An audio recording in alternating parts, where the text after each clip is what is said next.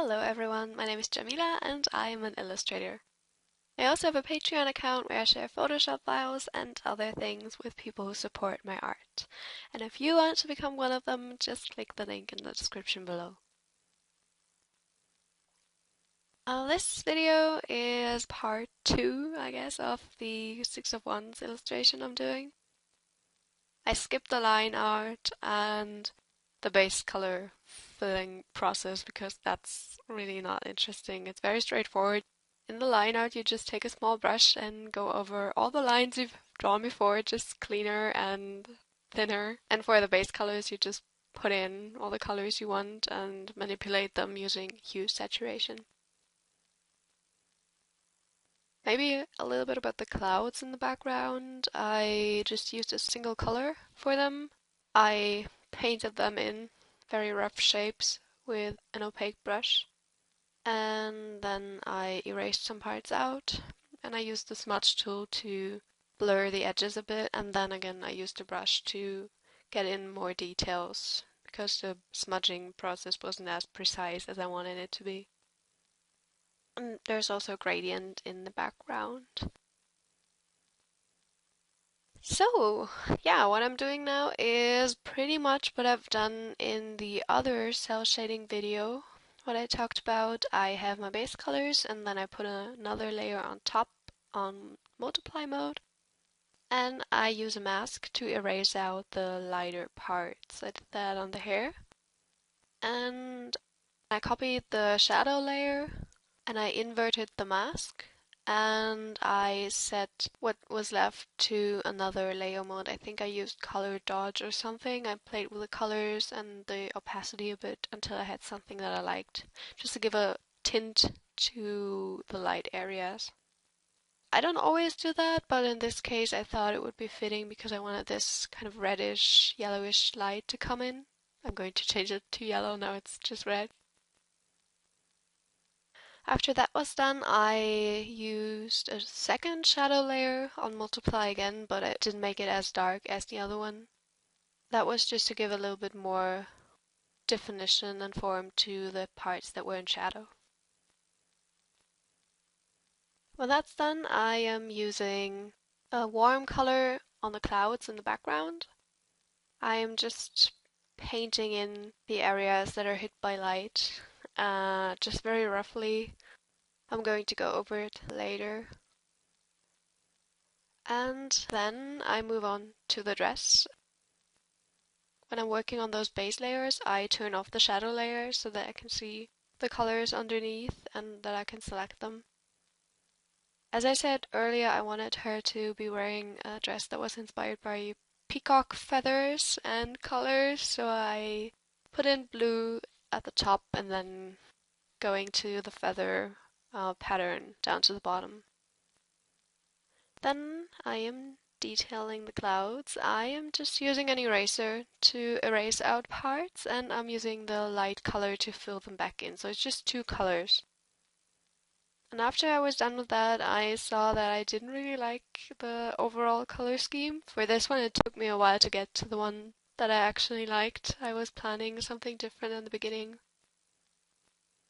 The gradient map helped me get that right.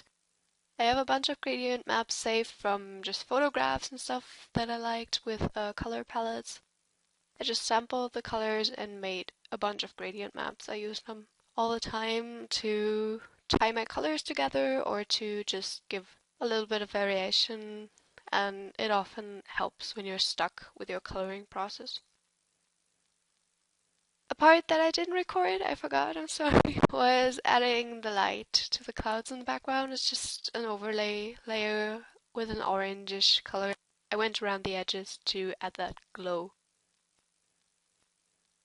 And again, like in the other video, what I'm always doing is going back to the base layer to add a little bit of variation to the skin. The lips and cheeks, nose, and some highlights on the eyelids and the nose, and so on. And for this one, I also add a little bit of purple-ish colors on the face, just some bounce light from the sky. I don't think this is a I don't think this is a realistic light setting. I mean, there are stars in the background and there was light and clouds and I don't know, but it just looked nice. A while ago, I just decided to not try to mimic reality and just go with what I think looks good. Oftentimes, I think I enjoy those images the most that are not realistic, that look kind of better than reality, I think.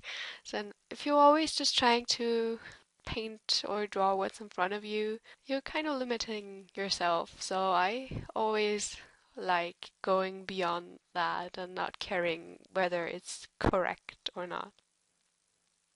Yeah, I cut that patterning part very short because it was so boring to watch. I just used different colors to get in the peacock feathers on the dress.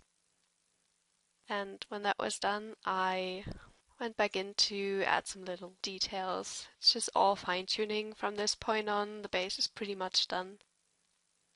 Adding more shadows, more highlights, some gradients as well. So yeah, when the shadow layers are done, when the base color variation is done, I always go in and add gradients to the base colors just to give some more form and definition.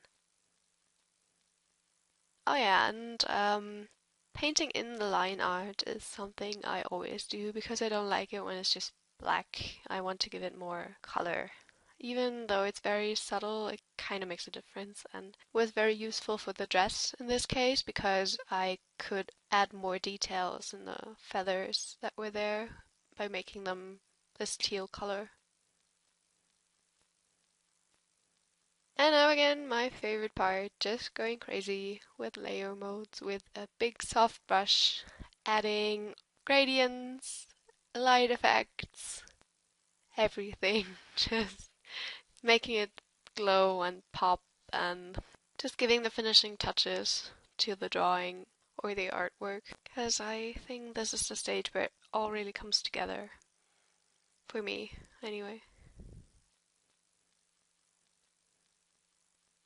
And breaking up the silhouette a little bit when the character's too harsh against the background. I just use a soft brush to ground her in her surroundings a little bit more. And also I thought the dress was kind of flat looking. It still is. I don't mind it too much, but I wanted to give it at least a little bit more definition. The thing is, with the style I'm using, it's always a fine line between realism and stylization. I want it to be somewhat realistic.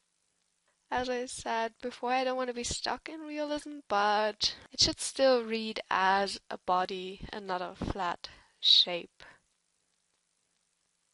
Yeah, but again, just doing what feels right to me, just trying to go with my instincts, I guess, intuition, my taste. I think taste is often more important than correctness.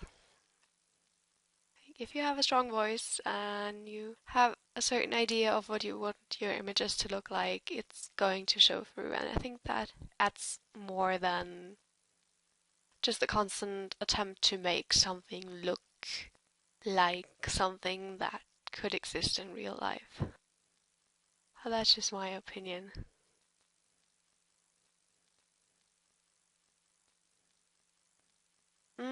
Yeah, finishing details. I don't like doing this, but I did in this case. At the end, I wasn't too happy with the hand, and I noticed that halfway through. But since I have a line art on one layer, the base color one layer, and everything has its own layer, everything is kind of locked at this point. You don't really have a lot of freedom to tweak things, except the colors and stuff. It's great for that. You can switch that around all the time, but changing the outline is very hard, so I keep that for the end and I just make a new layer and paint on top. Just make my corrections at the very end. I hope you guys liked it and see you next time. Bye!